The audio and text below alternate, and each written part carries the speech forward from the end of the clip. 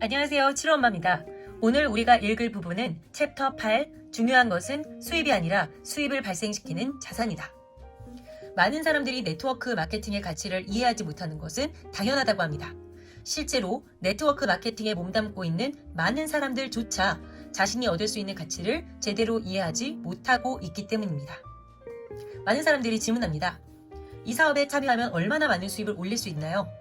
또한 네트워크 마케팅을 홍보하는 사람들조차도 이 사업을 통해 얻을 수 있는 월 평균 수입을 강조하는 경우가 많다고 합니다. 왜냐하면 사람들이 월 평균 수입을 궁금해하는 이유는 E사부면이나 S사부면의 삶의 기준으로 생각하기 때문입니다. 우리가 지난 1부에서 현금 흐름 4부면에 대해서 얘기하면서 각 4부면의 사람들의 어떤 가치관에 대해서 얘기를 했는데, 보통 사람들이 생각할 때는 자신만의 가치관으로, 자신만의 잣대로 그것을 보기 때문에 월 평균 수입을 생각하는 사람들인 거죠. E4부면이나 S사부면의 사람들은요. 그러나 네트워크 마케팅의 진정한 가치는 단순히 수입에 있는 것이 아니라고 합니다. 네트워크 마케팅의 진정한 가치는 수입을 발생시키는 자산을 소유하는 데 집중합니다.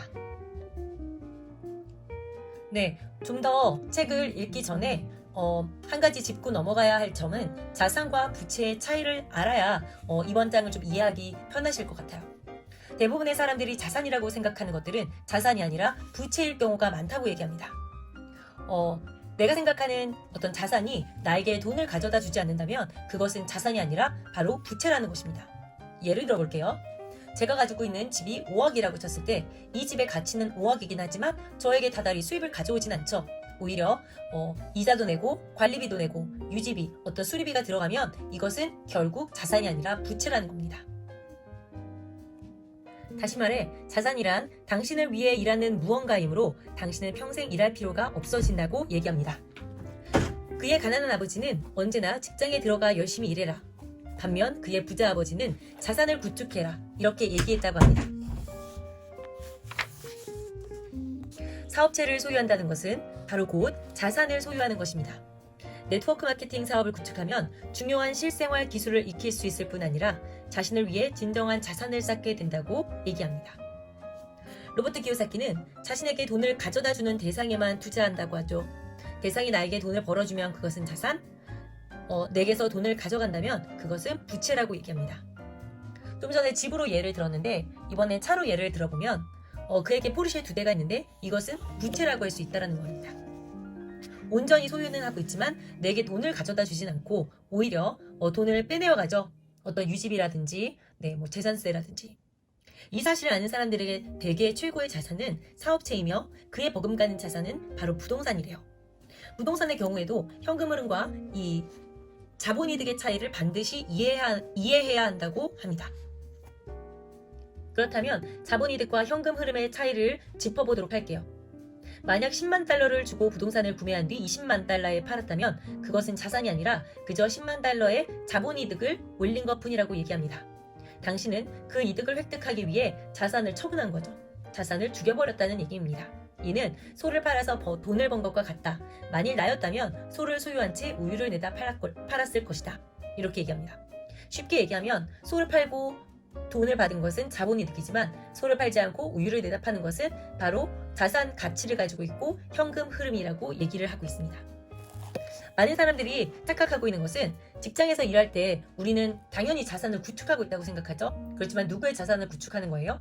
나의 자산을 구축하는 것이 아니라 회사의 주인의 자산을 구축하는 일을 하고 있는 겁니다. 네트워크 마케팅의 가장 일반적인 오해는 판매업이라는 거죠. 누군가 네트워크 마케팅을 권하면 난 못 팔아. 누구에게 이런 거 팔지 못해 라고 얘기를 하죠.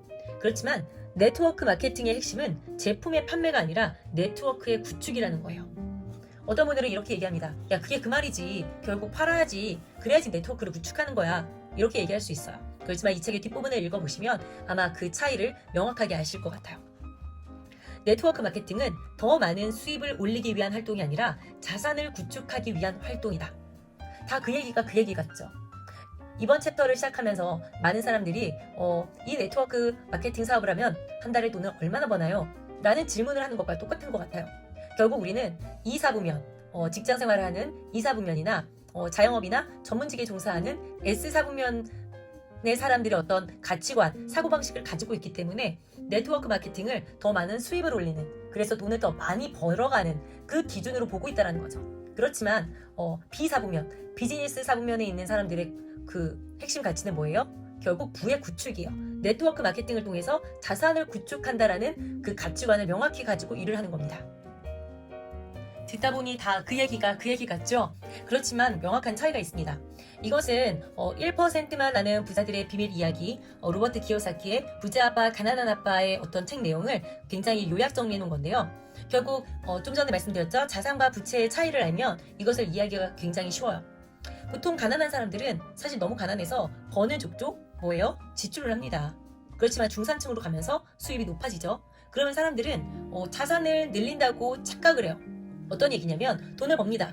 그렇지만 지출을 하죠. 뭐에? 부채에 지출을 한다는 거죠. 아까 얘기한 것처럼 더 좋은 집을 사고 더 좋은 자를 끌고, 그런 것들이 뭐예요? 자산이라고 생각하지만 결국 나에게는 부채일 뿐이라고 얘기를 해요.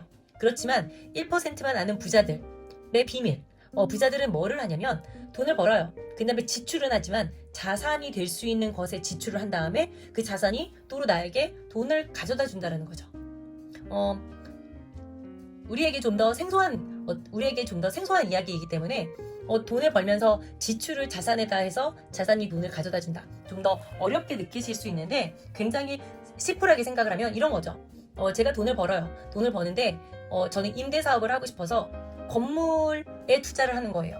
건물을 사서 그 건물에 들어가는 어떤 그 이자를 내는 거는 저에게는 지출이죠. 그렇지만 결국 뭐예요? 자산을 쌓는 거에 제가 돈을 투자를 한 거죠. 지금은 지출이지만 결과적으로 나중에는 그 건물에서 수입이 나온다면 그것은 자산인 거죠. 나에게 다시 돈을 가져다 주는 거죠. 이번 챕터는 제가 이 페이지를 가지고 얘기를 많이 했는데요. 이 자산과 부채 그리고 현금 흐름의 패턴을 이해하시면 네트워크 사업을 이해하시는 데 굉장히 도움이 됩니다. 그럼 저는 내일 이 시간 그 다음 챕터로 만나도록 할게요. 안녕.